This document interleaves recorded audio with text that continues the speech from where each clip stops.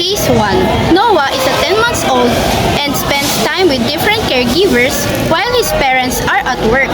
He often cries when a new person takes care of him and doesn't seem to feel safe unless someone familiar is around. Case 2. Mia is 2 and starting potty training. Her parents are very strict about it and scold her when she has accidents. Now, Mia is scared of using the toilet and holds it, which is making her uncomfortable. Case 3. Leo is a 4 years old and loves trying new things, like picking out his own clothes or building with blocks. But his parents often stop him, saying he's not doing it right. Over time, Leo starts asking for help with everything, even things he can do on his own. Case 4. Sarah is 9 and recently switched schools. She is great at art but struggles with math. Her teacher focuses on her low math scores and Sarah starts thinking she's not good at school. She becomes shy and doesn't want to participate in class. Case 5. Alex is 17 and unsure of what he wants to do after high school. His parents expect him to become a lawyer, but Alex enjoys graphic design and feels torn between following his passion or pleasing his parents. He's also struggling to figure out who he fits in with what at school. Case number 6. Emily is 29 years old, has a great job, but recently ended a long-term relationship. Most of her friends are settling down and she's beginning to feel lonely and uncertain about whether she should focus on her career or try to find a new relationship.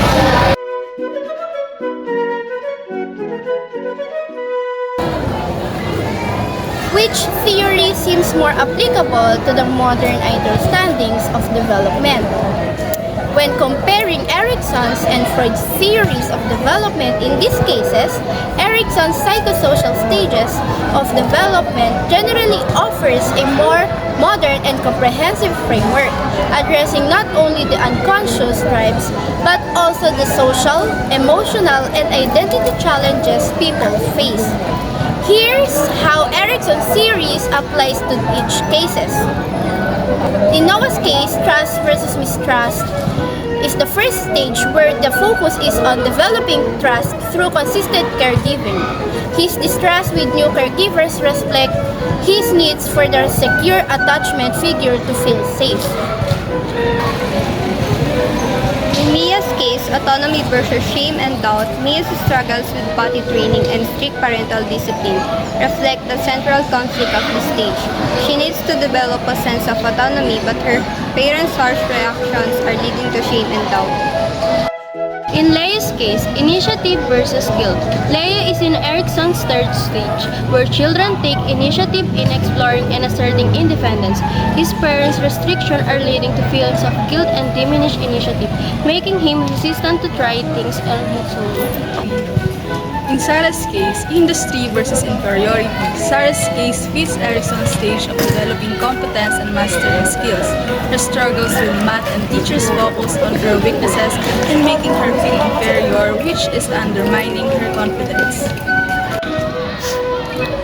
In Alex's case, identity versus role confusion. Alex is in the stage of exploring identity and figuring out who he is and what he wants to do. His conflict between following his parents' expectation or pursuing graphic design reflects the challenge of developing a strong personal identity. Intimacy versus isolation. Emily is in the stage where forming intimate relationships or feeling isolated becomes a primary focus. Her loneliness and uncertainty about balancing career and relationships reflect the stage.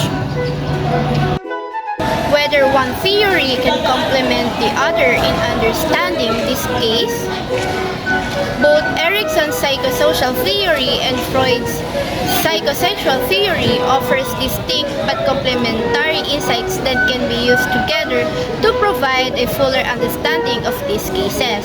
Here's the two theories might complement each other.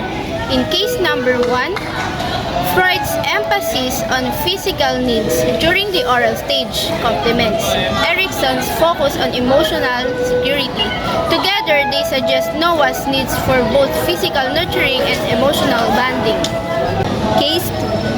Freud's focus on control and Erikson's focus on emotional development together explain how Mia's autonomy is compromised, creating both emotional discomfort and potential long-term control issues.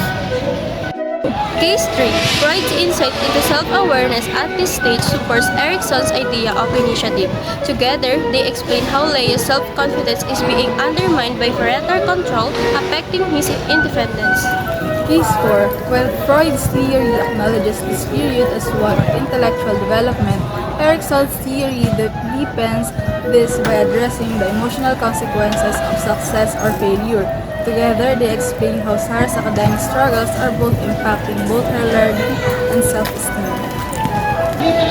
Case 5. Freud's stage suggests that Alex may also be navigating sexual relationships and forming social connections, while Erikson's theory more comprehensively addresses his identity and career development, providing a fuller picture of his struggles. Case number 6. Freud's theory can help explain Emily's focus on romantic relationships, while Erikson adds depth by exploring the emotional struggle between intimacy and isolation.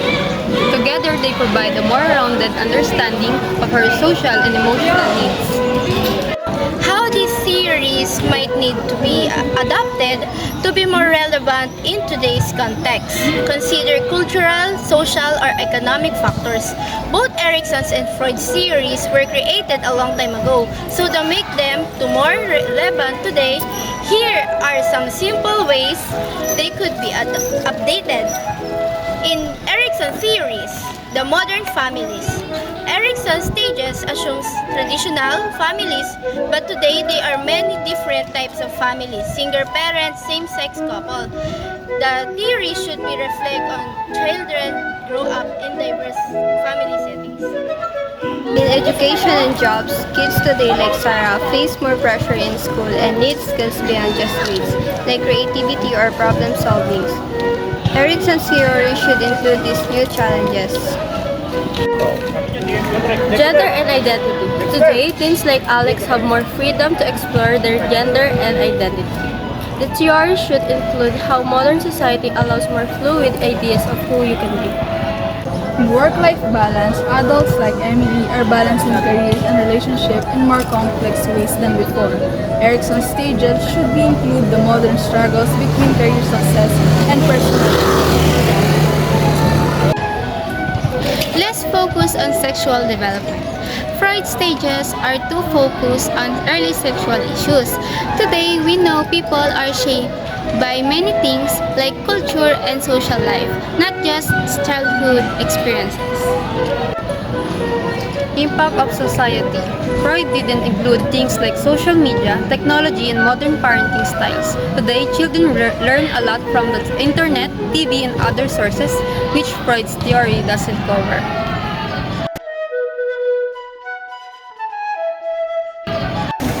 Overall conclusion, Erikson's psychosocial stages offer a more comprehensive, modern understanding of development, addressing both social influences and emotional growth across the lifespan, while Freud's theory focuses more narrowly on unconscious drives and sexual development.